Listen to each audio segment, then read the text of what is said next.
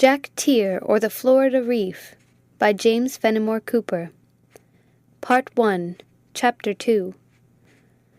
If we know him to be a thief, shall we not lay hands on him? Truly, by your office you may, but I think they that touch pitch will be defiled. The most peaceable way for you, if you do take a thief, is to let him show himself what he is, and steal out of your company. From Much Ado About Nothing. We left the brigantine of Captain Spike in a very critical situation, and the master himself in great confusion of mind.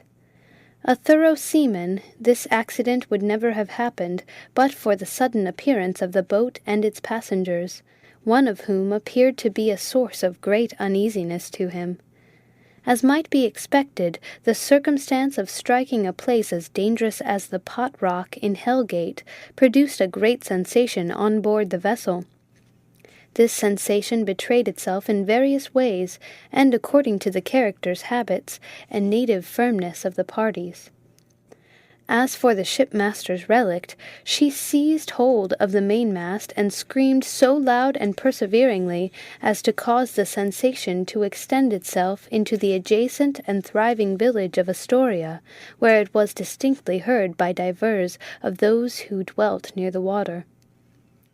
Biddy Noon had her share in this clamour, lying down on the deck in order to prevent rolling over, and possibly to scream more at her leisure, while Rose had sufficient self-command to be silent, though her cheeks lost their colour.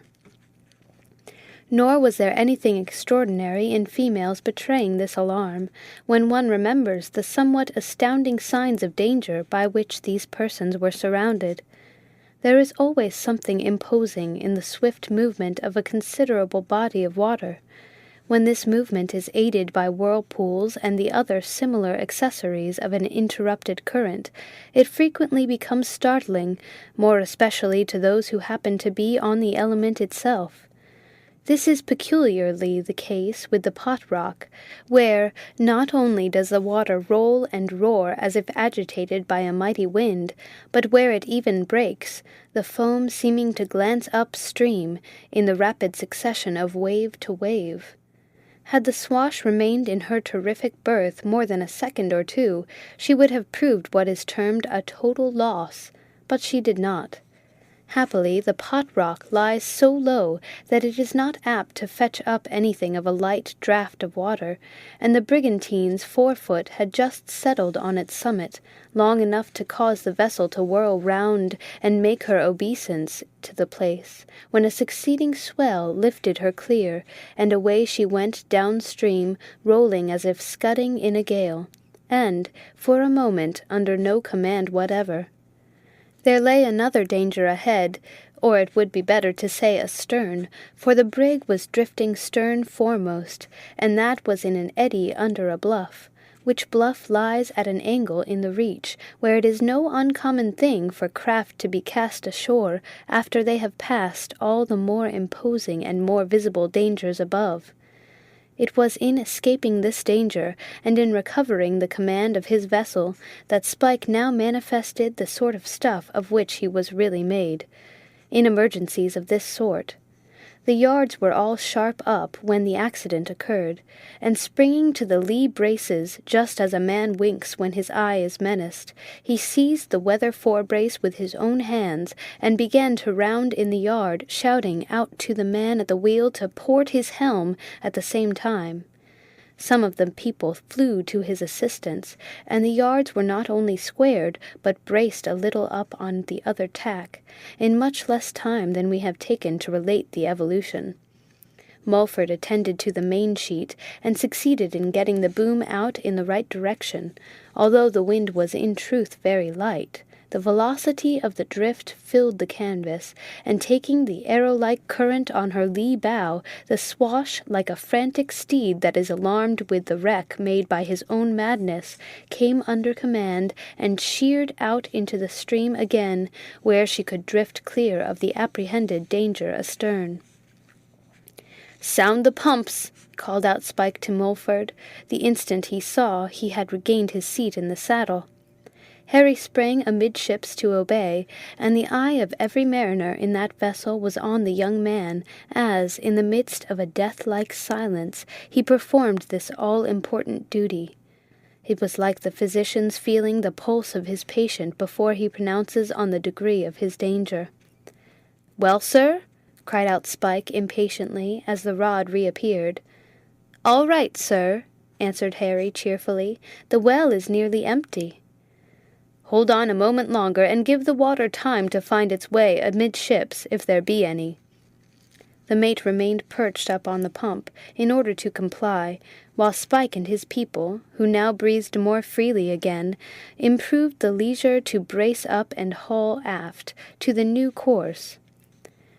"Biddy," said Mrs. Budd considerately, during this pause in the incidents, "you needn't scream any longer. The danger seems to be past, and you may get up off the deck now. See, I have let go of the mast. The pumps have been sounded and are found tight." Biddy, like an obedient and respectful servant, did as directed, quite satisfied if the pumps were tight. It was some little time, to be sure, before she was perfectly certain whether she were alive or not, but once certain of this circumstance, her alarm very sensibly abated, and she became reasonable. As for Mulford, he dropped the sounding-rod again, and had the same cheering report to make. "The brig is as tight as a bottle, sir." "So much the better," answered Spike. "I never had such a whirl in her before in my life, and I thought she was going to stop and pass the night there. That's the very spot on which the Hussar frigate was wrecked." "So I have heard, sir. But she drew so much water that she hit slap against the rock and started a butt. We merely touched on its top with our forefoot and slid off." This was the simple explanation of the Swash's escape, and, everybody being now well assured that no harm had been done, things fell into their old and regular train again. As for Spike, his gallantry notwithstanding, was upset for some hours, and glad enough was he when he saw all three of his passengers quit the deck to go below. Mrs. Budd's spirits had been so much agitated that she told Rose she would go down into the cabin and rest a few minutes on its sofa. We say sofa, for that article of furniture, nowadays, is far more common in vessels than it was 30 years ago in the dwellings of the country. "There, Mulford," growled Spike, pointing ahead of the brig to an object on the water that was about half a mile ahead of them. "There's that bloody boat, d'ye see? I should like of all things to give it the slip. There's a chap in that boat I don't like." "I don't see how that can be very well done, sir, unless we anchor, repass the gate at the turn of the tide, and go to sea by the way of Sandy Hook." "That will never do. I've no wish to be parading the brig before the town. You see, Mulford, nothing can be more innocent and proper than the Molly Swash. As you know from having sailed in her these 12 months, you'll give her that character, I'll be sworn." "I know no harm of her, Captain Spike, and hope I never shall." "No, sir, you know no harm of her, nor does anyone else. A nursing infant is not more innocent than the Molly Swash, or could have a clearer character if nothing but truth was said of her. But the world is so much given to lying, that one of the old saints, of whom we read in that good book, such as Calvin and John Rogers, would be vilified if he lived in these times. Then it must be owned, Mr. Mulford, whatever may be the raal innocence of the brig, she has a most desperate wicked look." "Why, yes, sir, it must be owned she is what we sailors call a wicked-looking craft, but some of Uncle Sam's cruisers have that appearance also." I know it, sir, and think nothing of looks myself.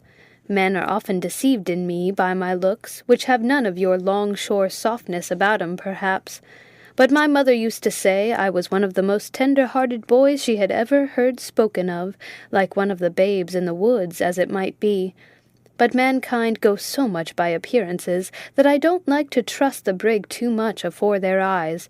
Now, should we be seen in the lower bay, waiting for a wind, or for the ebb tide to carry us over the bar, 10 to 1 but some philanthropic or other would be off with a complaint to the district attorney that we looked like a slaver, and have us all fetched up to be tried for our lives as pirates. No, no. I like to keep the brig in out-of-the-way places, where she can give no offence to your tropics, whether they be Philos or of any other sort. Well, sir, we are to the eastward of the gate, and all safe. That boat cannot bring us up. You forget, Mr. Mulford, the revenue craft that steamed up on the ebb. That vessel must be off Sands Point by this time, and she may hear something to our disparagement from the feller in the boat, and take it into her smoky head to walk us back to town. I wish we were well to the eastward of that steamer, but there's no use in lamentations. If there is really any danger, it's some distance ahead yet, thank heaven. You have no fears of the man who calls himself Jack Tier, Captain Spike? None in the world. That feller, as I remember him, was a little bustlin' chap that I kept in the cabin as a sort of steward's mate. There was neither good nor harm in him, to the best of my recollection. But Josh can tell us all about him. Just give Josh a call.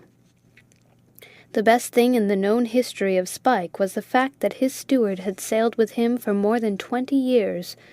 Where he had picked up Josh no one could say but Josh and himself, and neither chose to be very communicative on the subject.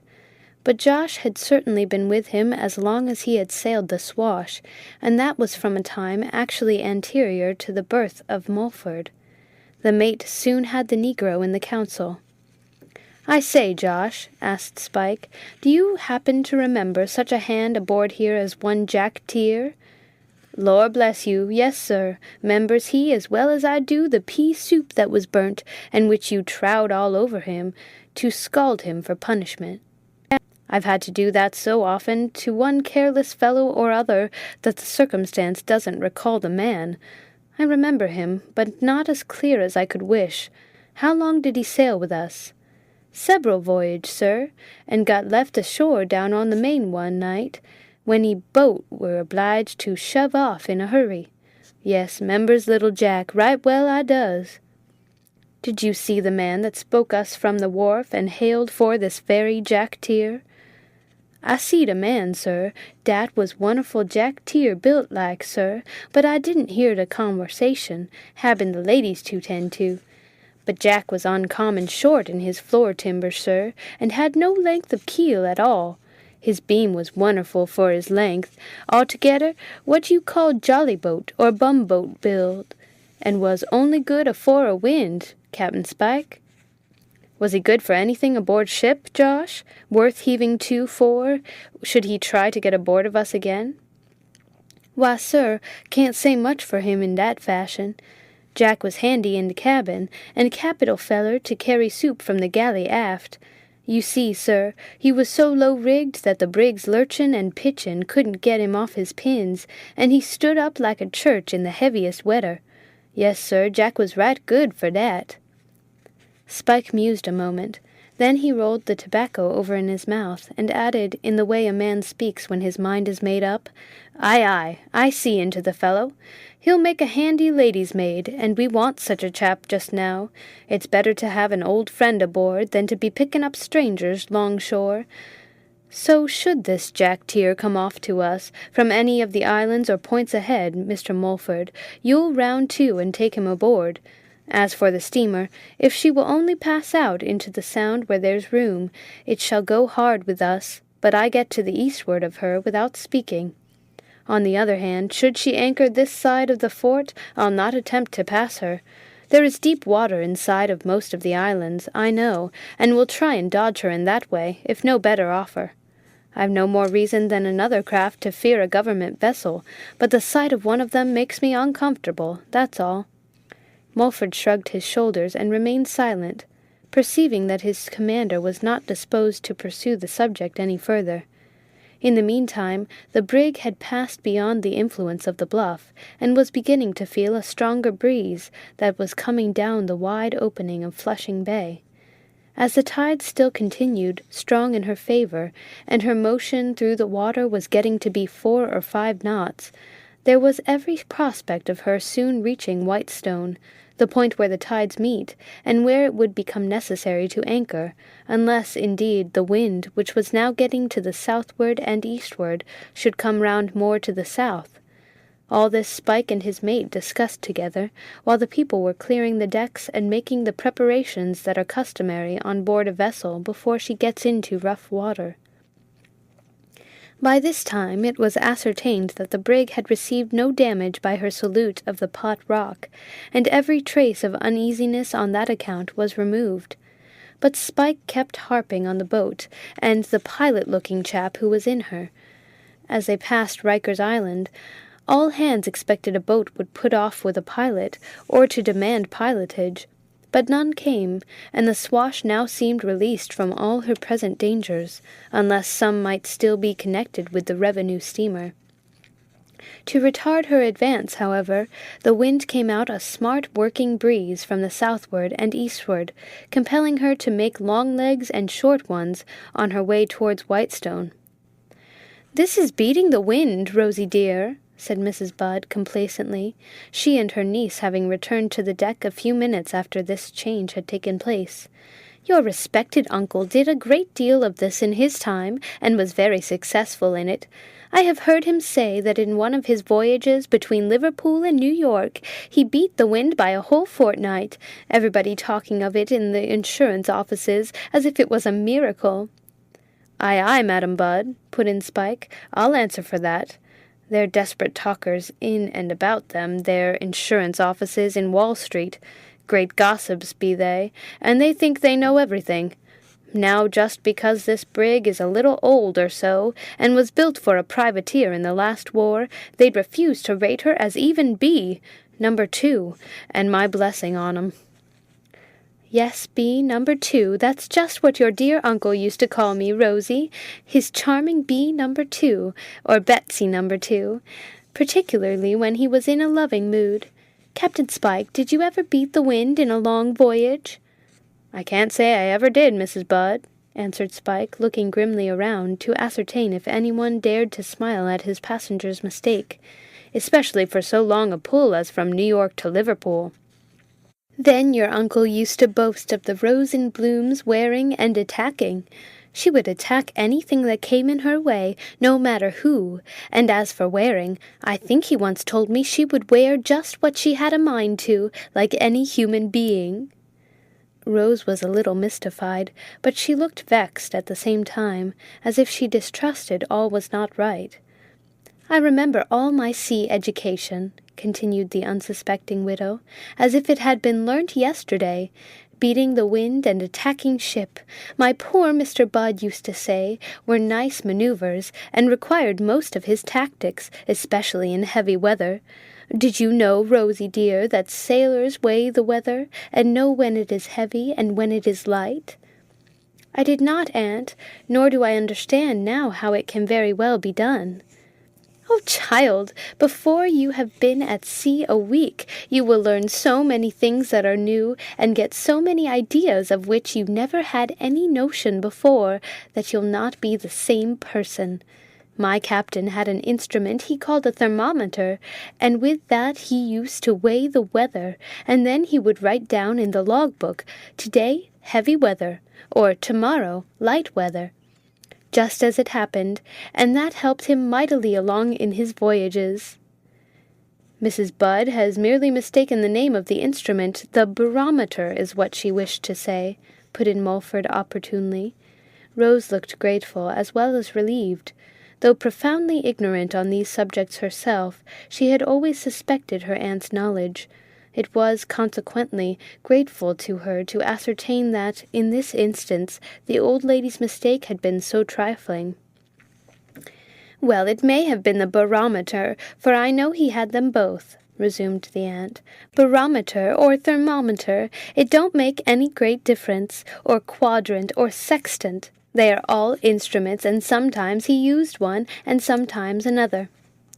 Sailors take on board the sun, too, and have an instrument for that, as well as one to weigh the weather with. Sometimes they take on board the stars and the moon, and fill their ships with the heavenly bodies, as I've heard my dear husband say again and again. But the most curious thing at sea, as all sailors tell me, is crossing the line, and I do hope we shall cross the line, Rosie, that you and I may see it." "What is the line, auntie, and how do vessels cross it?" "The line, my dear, is a place in the ocean where the earth is divided into two parts, one part being called the North Pole, and the other part the South Pole. Neptune lives near this line, and he allows no vessel to go out of one pole into the other without paying it a visit. Never, never! He would as soon think of living on dry land as think of letting even a canoe pass without visiting it." "Do you suppose there is such a being, really, as Neptune, auntie?" "To be sure I do. He is king of the sea. Why shouldn't there be? The sea must have a king, as well as the land." "The sea may be a republic, auntie, like this country. Then no king is necessary. I have always supposed Neptune to be an imaginary being." "Oh, that's impossible. The sea is no republic. There are but two republics, America and Texas. I've heard that the sea is a highway. It is true, the highway of nations, I believe it is called, and that must mean something particular. But my poor Mr. Budd always told me that Neptune was king of the seas, and he was always so accurate. You might depend on everything he said. Why, he called his last Newfoundland dog Neptune. And do you think, Rosie, that your dear uncle would call his dog after an imaginary being? And he, a man, to beat the wind, and attack ship, and take the sun, moon, and stars aboard? No, no, child. Fanciful folk may see imaginary beings, but solid folk see solid beings." Even Spike was dumbfounded at this, and there is no knowing what he might have said had not an old sea-dog, who had just come out of the fore-topmast cross-trees, come aft, and, hitching up his trousers with one hand, while he touched his hat with the other, said with immovable gravity, "The revenue steamer has brought up just under the fort, Captain Spike." "How do you know that, Bill?" demanded the captain with a rapidity that showed how completely Mrs. Budd and all her absurdities were momentarily forgotten. "I was up in the fore-top-gallant yard, sir, a bit ago, just to look to the strap of the jewel-block, which wants some sarvice on it, and I seed her over the land, blowin' off steam and takin' in her kites. Afore I got out of the cross-trees, she was head to wind under the bare-poles, and if she hadn't anchored, she was about to do so. I'm sartain was she, sir, and that she being." "Oh, that's impossible. The sea is no republic. There are but two "Oh, that's impossible. The sea is no republic. There are but two republics, America and Texas. I've heard that the sea is a highway. It is true, the highway of nations, I believe it is called, and that must mean something particular. But my poor Mr. Budd always told me that Neptune was king of the seas, and he was always so accurate. You might depend on everything he said. Why, he called his last Newfoundland dog Neptune. And do you think, Rosie, that your dear uncle would call his dog after an imaginary being? And he, a man, to beat the wind, and attack ship, and take the sun, moon, and stars aboard?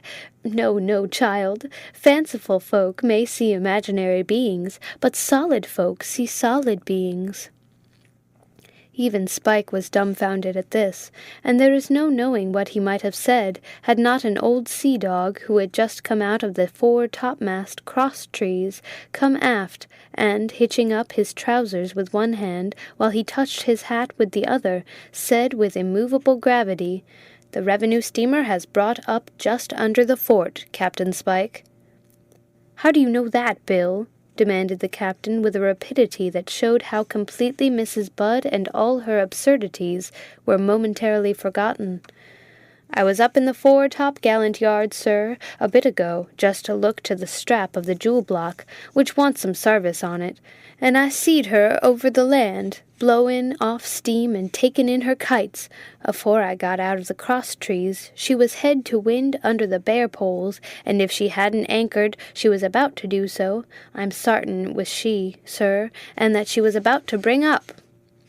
Spike gave a long, low whistle, after his fashion, and he walked away from the females with the air of a man who wanted room to think in. Half a minute later he called out, "Stand by to shorten sail, boys! Man fore-clew garnets! Flying jib down haul! Top-gallant sheets, and gaff topsail gear! In with 'em all, my lads! In with everything, with a will!" An order to deal with the canvas in any way on board ship immediately commands the whole attention of all whose duty it is to attend to such matters, and there was an end of all discourse while the swash was shortening sail. Everybody understood, too, that it was to gain time and prevent the brig from reaching Throg's Neck sooner than was desirable. "Keep the brig off," called out Spike, "and let her where we're too busy to tack just now." The man at the wheel knew very well what was wanted, and he put his helm up, instead of putting it down, as he might have done without this injunction. As this change brought the brig before the wind, and Spike was in no hurry to luff up on the other tack, the swash soon ran over a mile of the distance she had already made, putting her back that much on her way to the Neck. It is out of our power to say what the people of the different craft in sight thought of all this, but an opportunity soon offered of putting them on a wrong scent. A large coasting schooner, carrying everything that would draw on a wind, came sweeping under the stern of the swash and hailed. "Has anything happened on board that brig?" demanded her master. "Man overboard," answered Spike. "You haven't seen his hat, have you?" "No," came back, just as the schooner, in her onward course, swept beyond the reach of the voice. Her people collected together, and one or two ran up the rigging a short distance, stretching their necks on the lookout for the poor fellow, but they were soon called down to bout ship. In less than 5 minutes another vessel, a rakish, coasting sloop, came within hail. "Didn't that brig strike the Pot Rock in passing the gate?" demanded her captain. "Aye, aye, and a devil of a rap she got, too."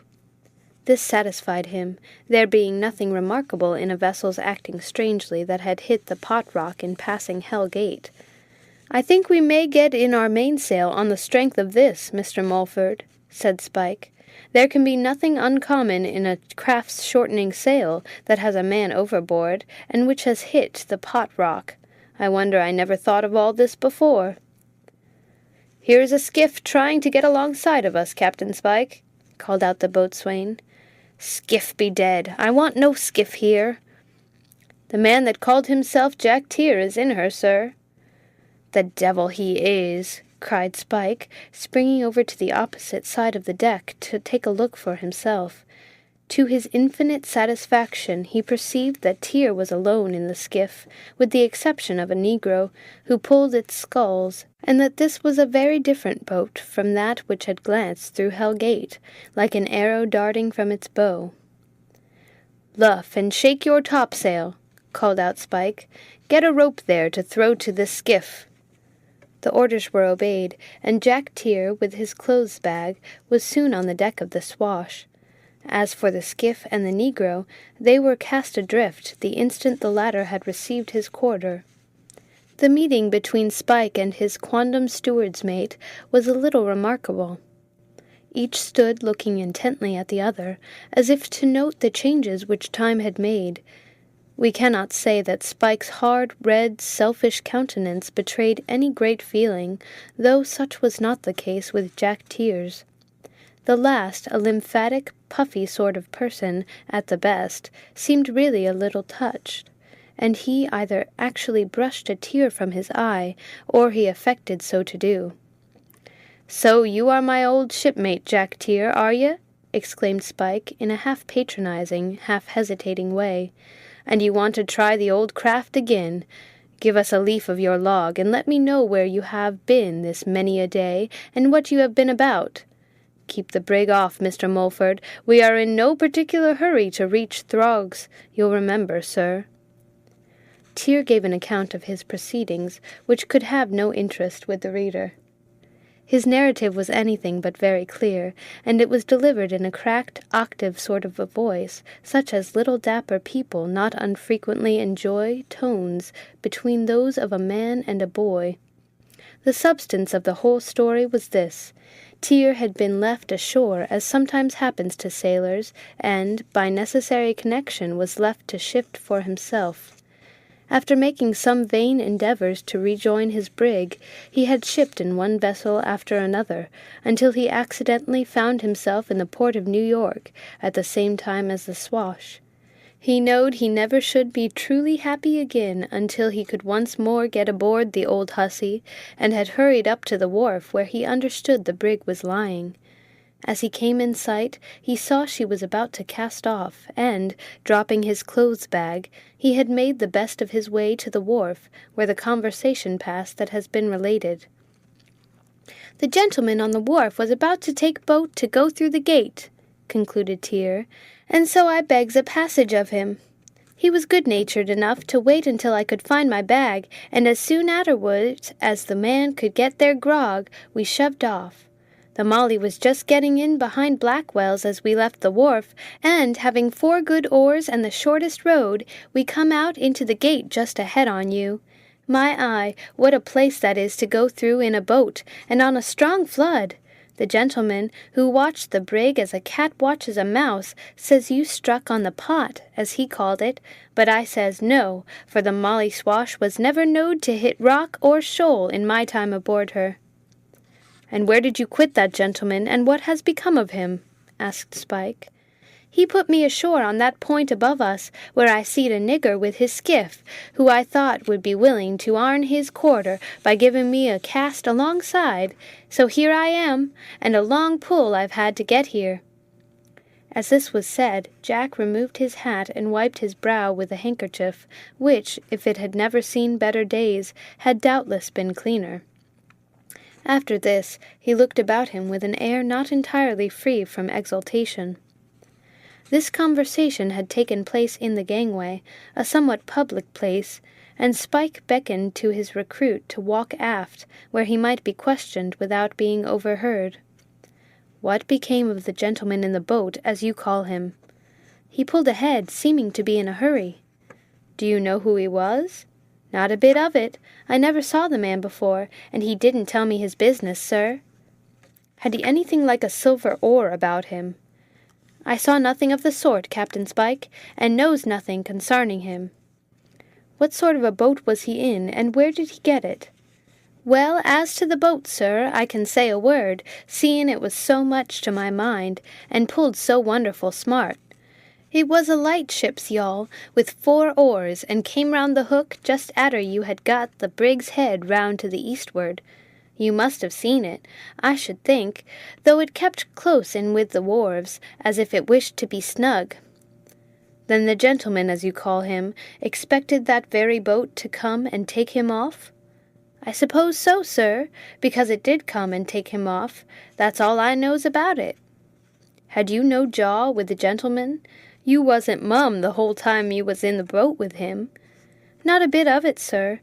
Silence and I doesn't agree together long, and so we talked most of the time." "And what did the stranger say of the brig?" "Lord, sir, he chastised me like as if I had been a child at Sunday school. He asked me how long I had sailed in her, what ports we'd visited, and what trade we'd been in. You can't think the sight of questions he put, and how curious he was for the answers." "And what did you tell him in your answers? You said nothing about our call down on the Spanish Main, the time you were left ashore, I hope, Jack?" "Not I, sir. I played him off surprisingly. He got nothing to count upon out of me. Though I do owe the Molly Swash a grudge, I'm not going to betray her." "You owe the Molly Swash a grudge? Have I taken an enemy on board her, then?" Jack started, and seemed sorry he had said so much, while Spike eyed him keenly. But the answer set all right. It was not given, however, without a moment for recollection. "Oh, you knows what I mean, sir. I owe the old hussy a grudge for having desarted me like, but it's only a love quarrel atween us. The old Molly will never come to harm by my means." "I hope not, Jack. The man that wrongs the craft he sails in can never be a true-hearted sailor. Stick by your ship in all weathers is my rule, and a good rule it is to go by. But what did you tell the stranger?" "Oh, I told him I'd been 6 voyages in the brig. The first was to Madagascar." "The devil you did! Was he soft enough to believe that?" "That's more than I knows, sir. I can only tell you what I said. I don't pretend to know how much he believed." "Heave ahead. What next?" "Then I told him we went to Kamschatka for gold dust and ivory." "Whee-hoo! What did the man say to that?" "Why, he smiled a bit, and arter that he seemed more curious than ever to hear all about it. I told him my third voyage was to Canton, with a cargo of broom-corn, where we took in salmon and dunfish for home. Arter that we went to Norway with ice, and brought back silks and money. Our next run was to the Havana, with salt and nips." "Nips? What the devil be they?" "Turnips, you know, sir. We always call 'em nips in cargo. At the Havana I told him we took in leather and jerked beef, and came home. Oh, he got nothing from me, Captain Spike, that'll ever do the brig a morsel of harm." "I am glad of that, Jack. You must know enough of the seas to understand that a closed mouth is sometimes better for a vessel than a clean bill of health. Was there nothing said about the revenue steamer?" "Now you name her, sir, I believe there was. Aye, aye, sir. The gentleman did say, if the steamer fetched up to the westward of the fort, that he should overhaul her without difficulty on this flood." "That'll do, Jack. That'll do, my honest fellow. Go below and tell Josh to take you into the cabin again as steward's mate. You're rather too Dutch-built in your old age to do much aloft." One can hardly say whether Jack received this remark as complimentary or not. He looked a little glum, for a man may be as round as a barrel, and wish to be thought genteel and slender. But he went below in quest of Josh without making any reply. The succeeding movements of Spike appeared to be much influenced by what he had just heard. He kept the brig under short canvas for near 2 hours, sheering about in the same place, taking care to tell everything which spoke him that he had lost a man overboard. In this way, not only the tide but the day itself was nearly spent. About the time the former began to lose its strength, however, the forecourse and the mainsail were got on the brigantine, with the intention of working her up toward the Whitestone, where the tides meet, and near which the revenue steamer was known to be anchored. We say near, though it was, in fact, a mile or 2 more to the eastward, and close to the extremity of the point. Notwithstanding these demonstrations of a wish to work to windward, Spike was really in no hurry. He had made up his mind to pass the steamer in the dark, if possible, and the night promised to favor him. But in order to do this, it might be necessary not to come in sight of her at all, or at least not until the obscurity should in some measure conceal his rig and character. In consequence of this plan, the Swash made no great progress, even after she had got sail on her old course. The wind lessened, too, after the sun went down, though it still hung to the eastward, or nearly ahead. As the tide gradually lost its force, moreover, the set to windward became less and less, until it finally disappeared altogether. There is necessarily a short reach in this passage, where it is always slack water, so far as current is concerned. This is precisely where the tides meet, or, as has been intimated, at Whitestone, which is somewhat more than a mile to the westward of Throgmorton's Neck, near the point of which stands Fort Schuyler, one of the works recently erected for the defense of New York. Off the pitch of the point, nearly mid-channel, had the steamer anchored, a fact of which Spike had made certain by going aloft himself and reconnoitering her over the land before it had got to be too dark to do so. He entertained no manner of doubt that this vessel was in waiting for him, and he well knew there was good reason for it, but he would not return and attempt the passage to sea by way of Sandy Hook. His manner of regarding the whole matter was cool and judicious. The distance to the Hook was too great to be made in such short nights ere the return of day, and he had no manner of doubt he was watched for in that direction as well as in this. Then he was particularly unwilling to show his craft at all in front of the town, even in the night. Moreover, he had ways of his own for effecting his purposes, and this was the very spot and time to put them in execution.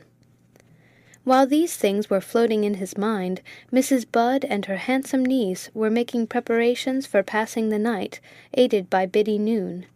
The old lady was factotum, or factota, as it might be most classical to call her, though we are entirely without authorities on the subject, and was just as self-complacent and ambitious of sea-womanship below decks as she had been above board. The effect, however, gave Spike great satisfaction, since it kept her out of sight, and left him more at liberty to carry out his own plans. About 9, however, the good woman came on deck, intending to take a look at the weather, like a skilful marineress as she was, before she turned in. Not a little was she astonished at what she then and there beheld, as she whispered to Rose and Biddy, both of whom stuck close to her side, feeling the want of good pilotage, no doubt, in strange waters. The Molly Swash was still under her canvas, though very little sufficed for her present purposes. She was directly off Whitestone, and was making easy stretches across the passage, or river, as it is called, having nothing set but her huge fore and aft mainsail and the jib. Under this sail she worked like a top, and Spike sometimes fancied she travelled too fast for his purposes, the night air having thickened the canvas as usual, until it held the wind as a bottle holds water. There was nothing in this, however, to attract the particular attention of the shipmaster's widow, a sail, more or less, being connected with observation much too critical for her schooling, nice as the last had been. She was surprised to find the men stripping the brig forward and converting her into a schooner. Nor was this done in a loose and slovenly manner, under favour of the obscurity. On the contrary, it was so well executed that it might have deceived even a seaman under a noonday sun, provided the vessel were a mile or two distant. The manner in which the metamorphosis was made was as follows. The studding sail booms had been taken off the topsail yard in order to shorten it to the eye, and the yard itself was swayed up about half-mast, to give it the appearance of a schooner's foreyard. The brig's real lower yard was lowered on the bulwarks, while the royal yard was sent down altogether, and the topgallant mass was lowered until the heel rested on the topsail yard, all of which, in the night, gave the gear forward very much the appearance of that of a fore-topsail schooner, instead of that of a half-rigged brig, as the craft really was. As the vessel carried a trysail on her foremast, it answered very well, in the dark, to represent a schooner's foresail. Several other little dispositions of this nature were made, about which it might weary the uninitiated to read, but which will readily suggest themselves to the mind of a sailor. These alterations were far advanced when the females reappeared on deck. They at once attracted their attention, and the captain's widow felt the imperative necessity, as connected with her professional character, of proving the same. She soon found Spike, who was bustling around the deck, now looking around to see that his brig was kept in the channel, now and then issuing an order to complete her disguise. "Captain Spike, what can be the meaning of all these changes? The tamper of your vessel is so much altered that I declare I should not have known her." "Is it, by George? Then she is just in the state I want her to be in." "But why have you done it, and what does it all mean?" "Oh, Molly's going to bed for the night, and she's only undressing herself, that's all." "Yes, Rosie dear, Captain Spike is right. I remember that my poor Mr. Budd used to talk about the Rose in Bloom having her clothes on and her clothes off, just as if she was a born woman. But don't you mean to navigate at all in the night, Captain Spike, or will the brig navigate without sails?" "That's it. She's just as good in the dark under one sort of canvas as under another, so Mr. Mulford will take a reef in that mainsail. It will bring it nearer to the size of our new foresail, and seem more ship-shape and Brister fashion than I think she'll do, as the night is getting to be rather darkish." "Captain Spike," said the boatswain, who had been set to look out for that particular change. "The brig begins to feel the new tide, and sets to windward." "Let her go, then. Now is as good a time as another. We've got to run the gantlet, and the sooner it is done, the better." As the moment seemed propitious, not only Mulford, but all the people, heard this order with satisfaction. The night was starlight, though not very clear at that. Objects on the water, however, were more visible than those on the land, while those on the last could be seen well enough, even from the brig, though in confusion and somewhat shapeless piles. When the Swash was brought close by the wind, she had just got into the last reach of the river, or that which runs parallel with the neck for near a mile, doubling where the Sound expands itself gradually to a breadth of many leagues. Still the navigation at the entrance of this end of the Sound was intricate and somewhat dangerous, rendering it indispensable for a vessel of any size to make a crooked course. The wind stood at southeast, and was very scant to lay through the reach with, while the tide was so slack as barely to possess a visible current at that place. The steamer lay directly off the point, mid-channel, as mentioned, showing lights to mark her position to anything which might be passing in or out. The great thing was to get by her without exciting her suspicion. As all on board, the females excepted, knew what their captain was at, the attempt was made amid an anxious and profound silence, or, if anyone spoke at all, it was only to give an order in a low tone, or its answer in a simple monosyllable. Although her aunt assured her that everything which had been done already, and which was now doing, was quite in rule, the quick-eyed and quick-witted Rose noted these unusual proceedings, and had an opinion of her own on the subject. Spike had gone forward, and posted himself on the weather side of the forecastle, where he could get the clearest look ahead, and there he remained most of the time, leaving Mulford on the quarter-deck to work the vessel. Perceiving this, she managed to get near the mate without attracting her aunt's attention, and at the same time out of earshot. "Why is everybody so still and seemingly so anxious, Harry Mulford?" she asked, speaking in a low tone herself, as if desirous of conforming to a common necessity. "Is there any new danger here? I thought the gate had been passed altogether some hours ago." "So it has.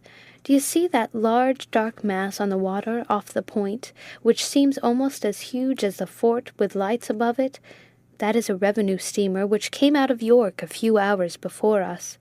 We wish to get past her without being troubled by any of her questions." "And what do any in this brig care about her questions?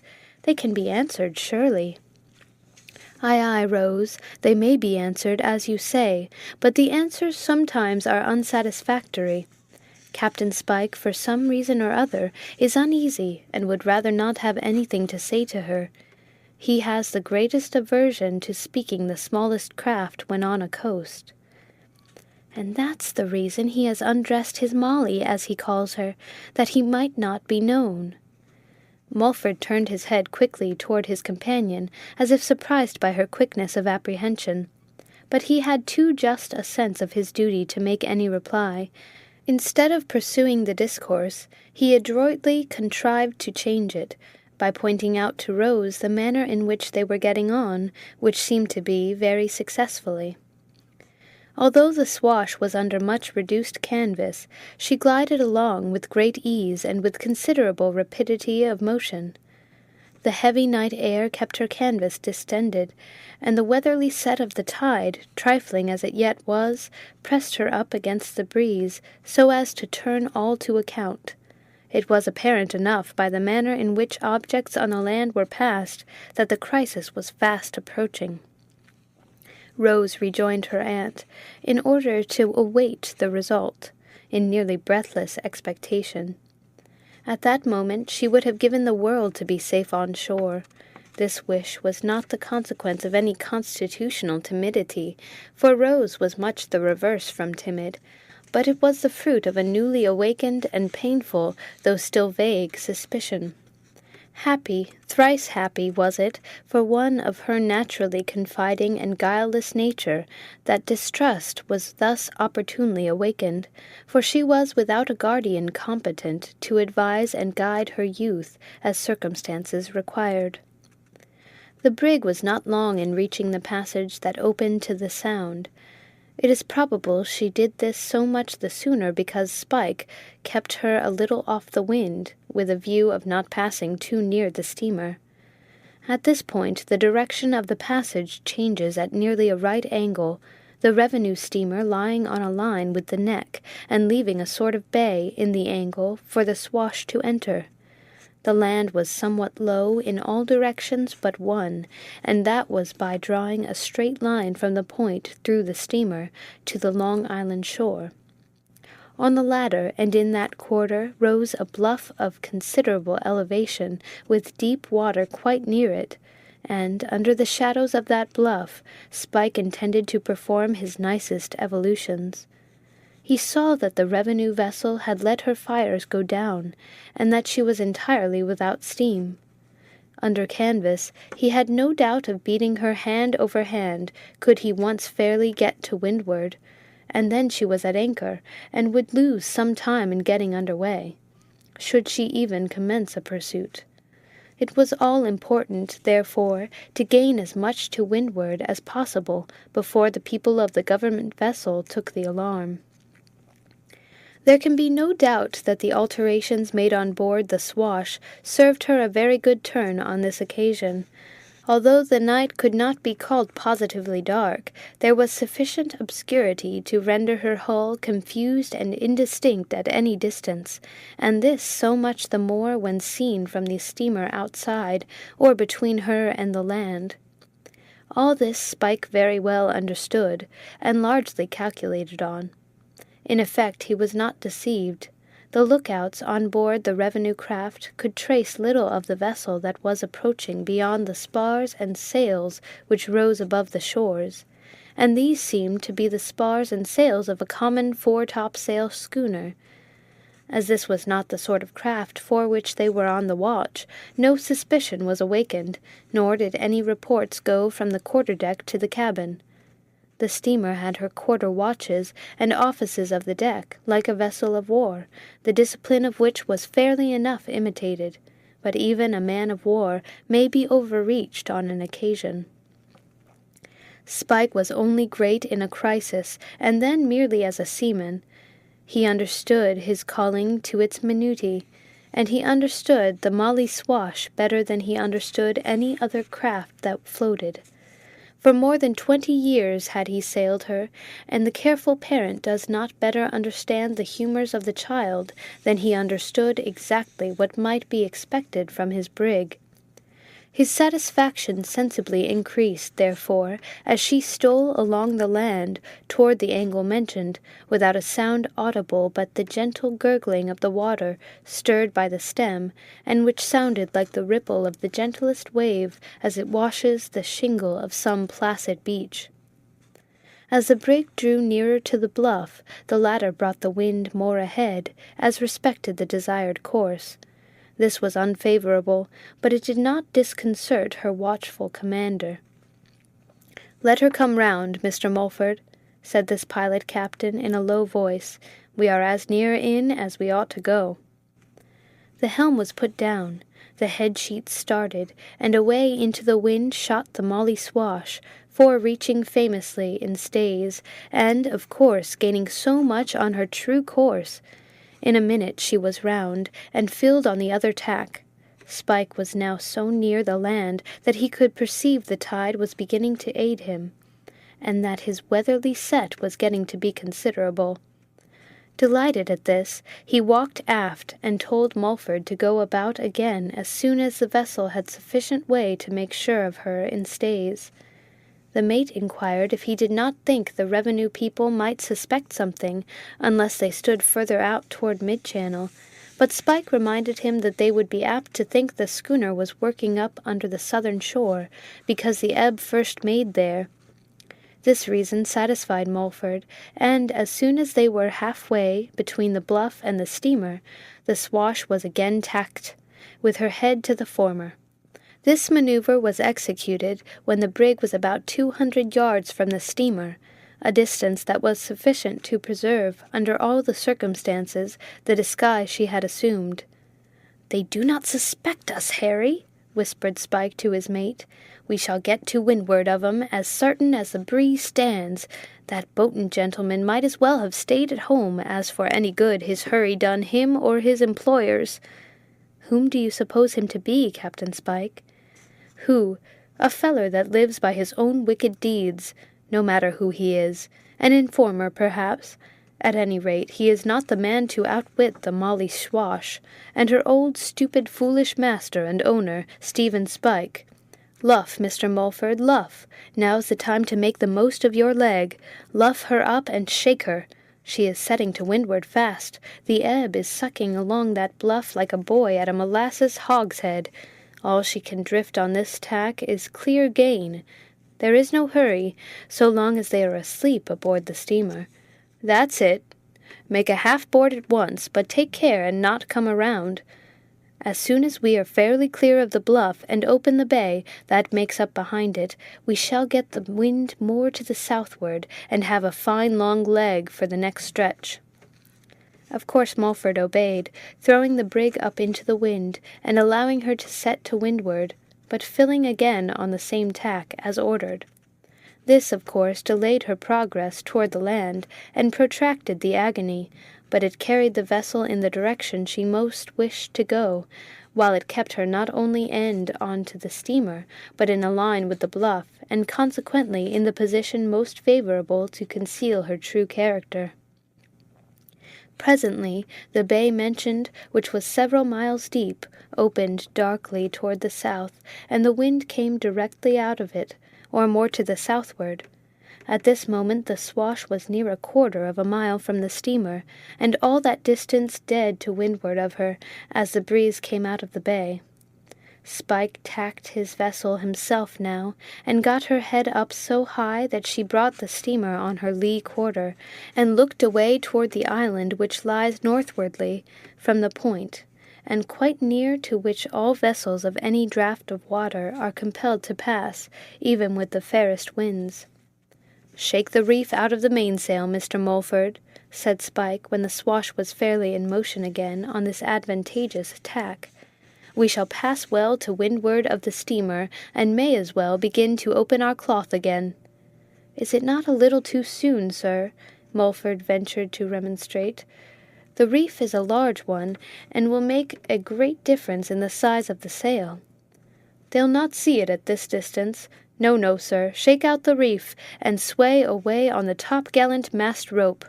I'm for bringing the Molly Swash into her old shape again, and make her look handsome once more."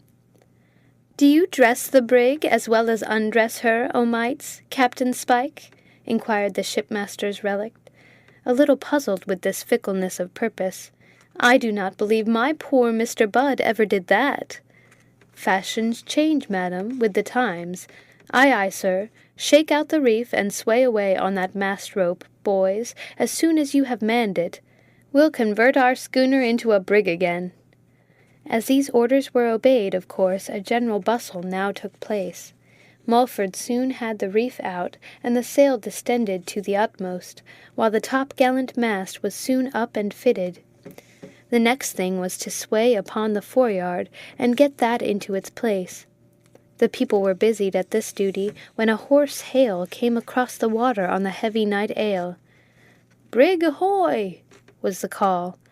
"Sway upon that foreyard," said Spike, unmoved by this summons. Start it at once." "The steamer hails us, sir," said the mate. "Not she. She is hailing a brig. We are a schooner yet." A moment of active exertion succeeded, during which the foreyard went into its place. Then came a second hail. "Schooner ahoy!" was the summons this time. "The steamer hails us again, Captain Spike." "The devil a bit.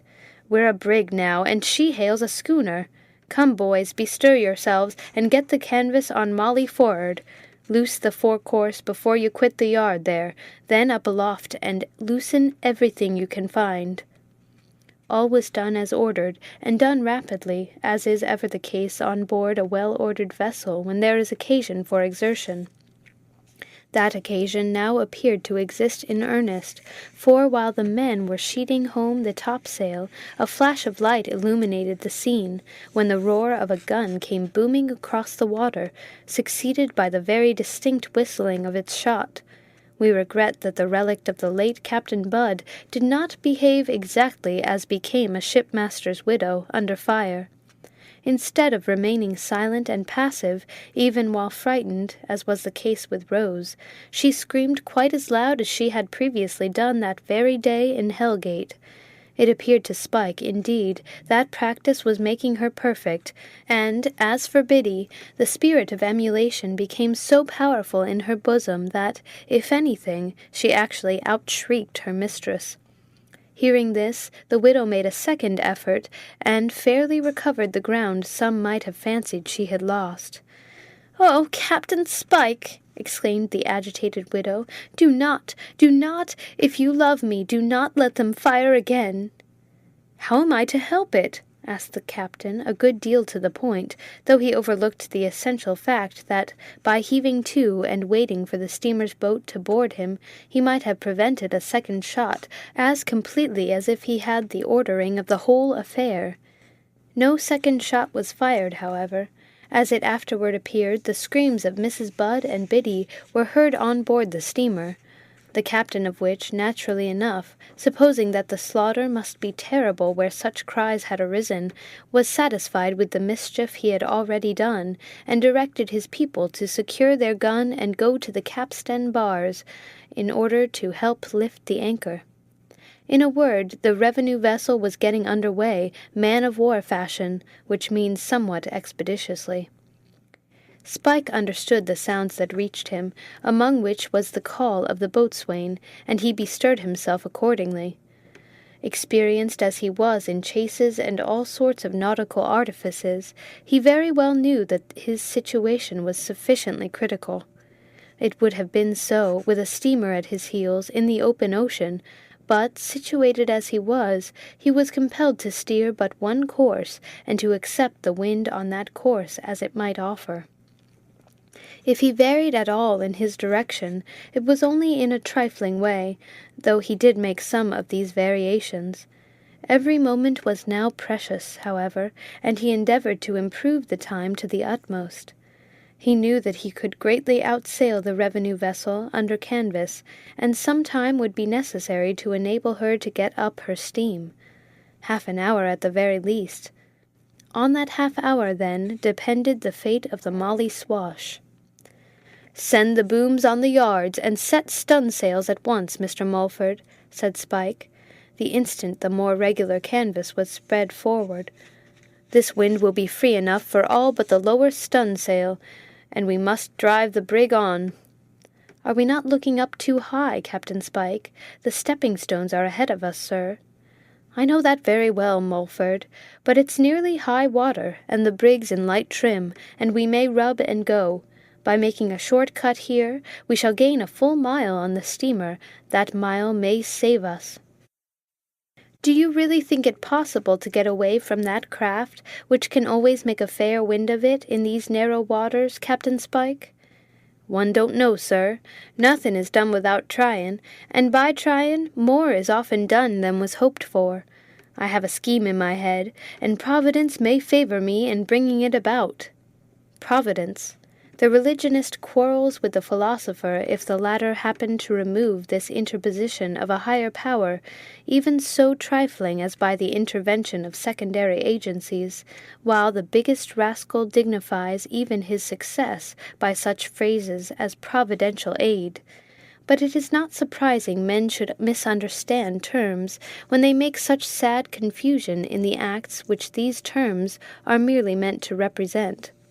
Spike had his providence as well as a priest, and we dare say he often counted on its succor, with quite as rational grounds of dependence as many of the Pharisees who are constantly exclaiming, "The temple of the Lord, the temple of the Lord are these." Sail was made on board the Swash with great rapidity, and the brig made a bold push at the stepping-stones. Spike was a capital pilot. He insisted if he could once gain sight of the spar that was moored on those rocks for a buoy, he should run with great confidence. The two lights were of great assistance, of course, but the revenue vessel could see these lights as well as the brig, and she, doubtless, had an excellent pilot on board. By the time the studding sails were set on board the Swash, the steamer was away, and her long line of peculiar sails became visible. Unfortunately for men who were in a hurry, she lay so much within the bluff as to get the wind scant, and her commander thought it necessary to make a stretch over to the southern shore before he attempted to lay his course. When he was ready to tack, an operation of some time with a vessel of her great length, the Swash was barely visible in the obscurity, gliding off upon a slack bowline at a rate which nothing but the damp night air, the ballast trim of the vessel, united to her excellent sailing qualities, could have produced with so light a breeze. The first half-hour took the Swash completely out of sight of the steamer. In that time, in truth, by actual superiority in sailing, by her greater state of preparation, and by the distance saved by a bold navigation, she had gained fully a league on her pursuer. But, while the steamer had lost sight of the Swash, the latter kept the former in view, and that by means of a signal that was very portentous. She saw the light of the steamer's chimneys, and could form some opinion of her distance and position. It was about 11 o'clock when the Swash passed the light at Sands Point, close in with the land. The wind stood much as it had been. If there was a change at all, it was half a point more to the southward, and it was a little fresher. Such as it was, Spike saw he was getting, in that smooth water, quite 8 knots out of his craft, and he made his calculations thereon. As yet, and possibly for half an hour longer, he was gaining, and might hope to continue to gain on the steamer. Then her turn would come. Though no great traveller, it was not to be expected that, favoured by smooth water and the breeze, her speed would be less than 10 knots, while there was no hope of increasing his own without an increase of the wind. He might be 5 miles in advance, or 6 at the most. These 6 miles would be overcome in 3 hours of steaming, to a dead certainty, and they might possibly be overcome much sooner. It was obviously necessary to resort to some other experiment than that of dead sailing, if an escape was to be effected. The Sound was now several miles in width, and Spike at first proposed to his mate to keep off dead before the wind, and by crossing over to the north shore let the steamer pass ahead, and continue a bootless chase to the eastward. Several vessels, however, were visible in the middle of the passage, at distances varying from 1 to 3 miles, and Mulford pointed out the hopelessness of attempting to cross the sheet of open water, and expect to go unseen by the watchful eyes of the revenue people. "What you say is true enough, Mr. Mulford," answered Spike after a moment of profound reflection, "and every foot that they come nearer, the less will be our chance. But here is Hempstead Harbor, a few leagues ahead. If we can reach that before the blackguards close, we may do well enough. It is a deep bay, and has high land to darken the view. I don't think the brig could be seen at midnight by anything outside, if she was once fairly up that water a mile or two." "That is our chance, sir," exclaimed Mulford cheerfully. "Aye, I know the spot, and everything is favourable. Try that, Captain Spike. I'll answer for it that we go clear." Spike did try it. For a considerable time longer he stood on, keeping as close to the land as he thought it safe to run, and carrying everything that would draw. But the steamer was on his heels, evidently gaining fast. Her chimneys gave out flames, and there was every sign that her people were in earnest. To those on board the Swash, these flames seemed to draw nearer each instant, as indeed was the fact, and just as the breeze came fresher out of the opening in the hills or the low mountains, which surround the place of refuge in which they designed to enter, Mulford announced that by aid of the night-glass he could distinguish both sails and hull of their pursuer. Spike took a look, and throwing down the instrument in a way to endanger it, he ordered the studding sails taken in. The men went aloft like cats, and worked as if they could stand in air. In a minute or two the Swash was under what Mrs. Budd might have called her attacking canvas, and was close by the wind, looking on a good leg well up the harbour. The brig seemed to be conscious of the emergency, and glided ahead at capital speed. In 5 minutes she had shut in the flaming chimneys of the steamer. In 5 minutes more Spike tacked, to keep under the western side of the harbour, and out of sight as long as possible, and because he thought the breeze drew down fresher where he was than more out in the bay. All now depended on the single fact whether the brig had been seen from the steamer or not, before she hauled into the bay. If seen, she had probably been watched. If not seen, there were strong grounds for hoping that she might still escape. About a quarter of an hour after Spike hauled up, the burning chimneys came again into view. The brig was then half a league within the bay, with a fine dark background of hills to throw her into shadow. Spike ordered everything taken in but the trysail, under which the brig was left, to set slowly over toward the western side of the harbour. He now rubbed his hands with delight, and pointed out to Mulford the circumstance that the steamer kept on her course directly athwart the harbour's mouth. Had she seen the Swash, no doubt she would have turned into the bay also. Nevertheless, an anxious 10 minutes succeeded, during which the revenue vessel steamed fairly past, and shut in her flaming chimneys again by the eastern headlands of the estuary. End of chapter.